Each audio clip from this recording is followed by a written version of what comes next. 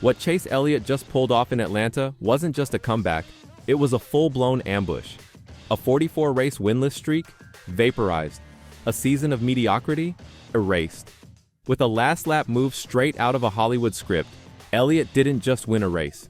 He shattered expectations, stole the show, and ignited Echo Park Speedway like a powder keg under floodlights.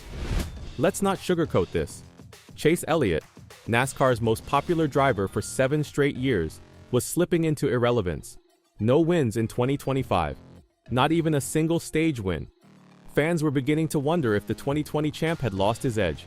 Sponsors were quiet, critics louder, and in the Hendrick Motorsports garage, pressure was a silent storm cloud. Then came Atlanta. The Georgia night was electric. Elliott's home track, his hometown crowd. But with just 10 laps to go, he was sitting in 8th place. Brad Keselowski was in full control, leading 46 laps and cruising toward what looked like his first win of the season. The narrative was set.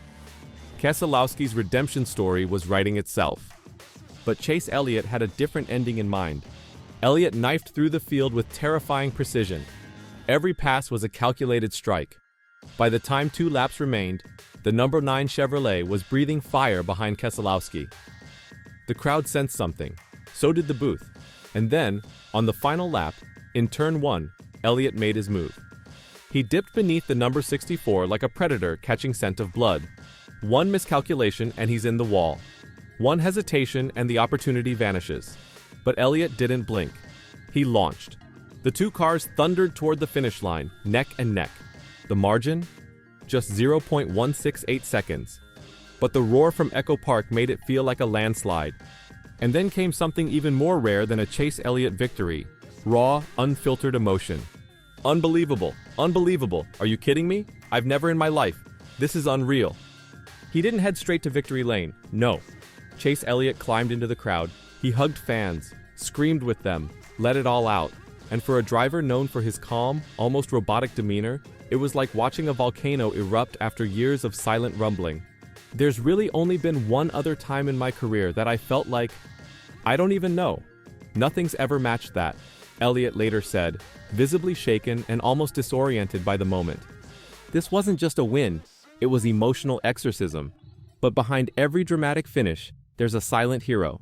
And in this case, that was Alex Bowman. While Keselowski fought alone, Elliott had backup. Bowman, in the number 48 car, played the ultimate team role. He shoved Elliott forward in those final laps and blocked Keselowski from countering. A selfless sacrifice that robbed one contender and crowned another. "I'm happy for the 9 team," Bowman said. "I wish it was us, but glad to have a Hendrick car in victory lane." Now let's talk about the battlefield. Atlanta didn't just host a race, it hosted a demolition derby with million-dollar implications. Lap 57, Christopher Bell wipes out. Ryan Blaney, caught in the wreck. Championship hopes, scattered like confetti. Lap 70, it gets worse. After a restart, Chris Buescher checks up to avoid Elliott. The entire field stacks up. 22 cars damaged. Chastain, Byron, Hamlin, Briscoe, gone. The body count was massive. The stakes, even bigger. This wasn't just any race. It was the opener of NASCAR's brand new in-season challenge. A 32-driver, $1 million, bracket-style bloodbath. And with so many top seeds eliminated, Elliott didn't just survive, he advanced. And he wasn't done shocking people.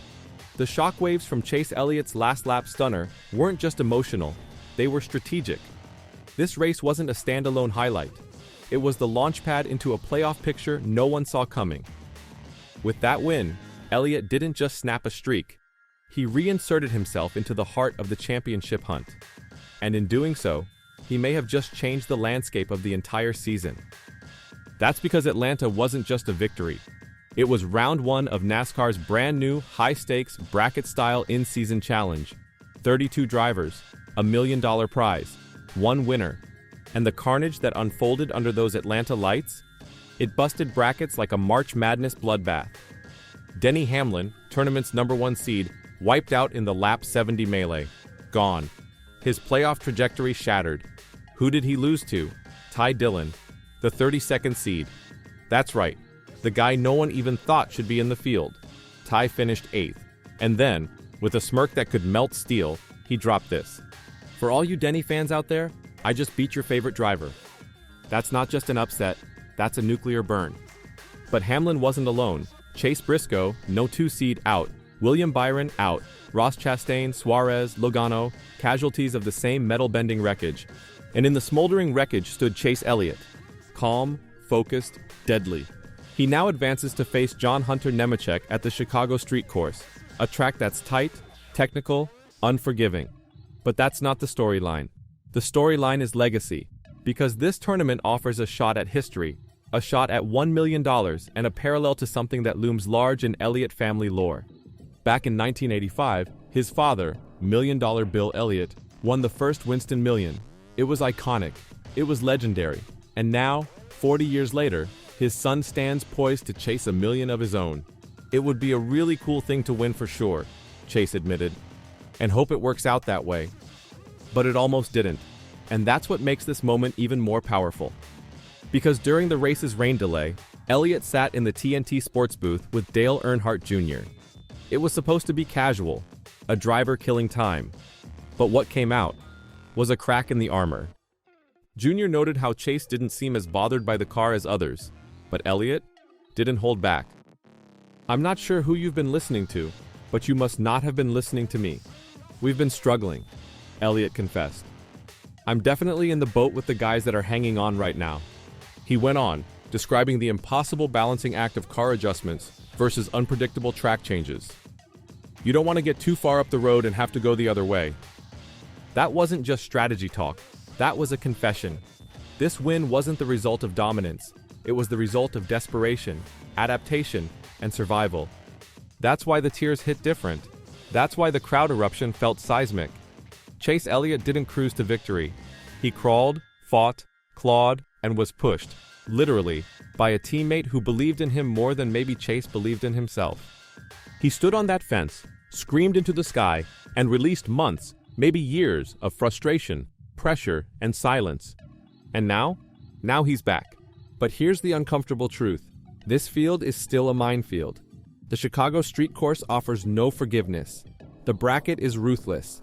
And those $1 million dreams? They only belong to one driver when it's all over. Chase Elliott made his move. He made history. He shook the Cup Series awake. But now comes the bigger question. Was this a one-night miracle? Or the first move in a war he's finally ready to win? You tell me, are we watching a comeback or a coronation? Let me know in the comments, because something tells me this storm is just getting started. So where does this leave us? With one undeniable truth, Chase Elliott just cracked the foundation of the 2025 NASCAR Cup Series wide open. This wasn't a man catching fire. It was a man who'd been smoldering for months, finally exploding under pressure. Atlanta was more than a win. It was a statement. It was rage, relief, redemption, all wrapped in 0.168 seconds. And now, every other driver in that garage has to ask themselves a brutal question. Did they just witness a fluke? Or did they just wake a giant? Because that bracket, that $1 million carrot dangling in front of the field, it's no longer a hypothetical. It's personal. It's bloodline. The same track that crowned his father a legend 40 years ago is now pulling Chase toward the same destiny. And while his opponents are licking wounds and watching their title hopes evaporate, Elliott is climbing, rising, reborn. But here's the twist. Elliott doesn't just face John Hunter Nemechek next. He faces expectation, weight, pressure that's only going to get heavier with every lap. And the thing about pressure, it either crushes you or forges you. So what do you think? Did Chase Elliott just shake off the rust and run out of miracles? Or did he flip the switch that makes him dangerous again? Did the volcano erupt and go dormant? Or are we just seeing the first tremor in a full-blown championship quake? Let me know in the comments. Was Atlanta a turning point or a perfect storm that won't strike twice? Because either way, one thing's for sure. The game has changed, the bracket is broken, and Chase Elliott just reminded the NASCAR world exactly who he is. Now the question is, can anyone stop him?